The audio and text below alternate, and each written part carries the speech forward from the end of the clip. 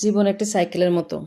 আপনার ভারসাম্য বজায় রাখতে আপনাকে অবশ্যই চলতে থাকতে হবে। গতকাল চলে গেছে, আগামীকাল এখনো আসেনি।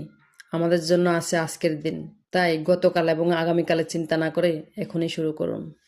প্রাপ্তি আর প্রত্যাশার পার্থক্য হলো দুঃখ। তাই নিজের প্রত্যাশাটা একটু কমিয়ে ফেলুন, দেখবেন আপনার দুঃখও কমে গেছে। আমরা জীবনে সর্বদা দৌড়েই চলছি নিজের গন্তব্যে পৌঁছাবার তাগিদে। নিজের অর্থ শেষ না হওয়া পর্যন্ত আমরা সর্বদা ব্যস্ত এবং সময়ের সাথে সাথে লড়াই করে চলছি।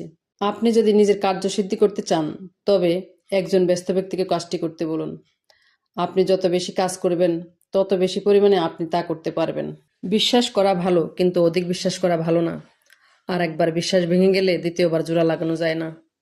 আমি সবসময় নিজেকে সুখী ভাবি, কারণ আমি কখনো কারো কাছ থেকে কিছু প্রত্যাশা করি না। কারো কাছে কিছু প্রত্যাশা করাটা সবসময় দুঃখের কারণ হয়ে দাঁড়ায়।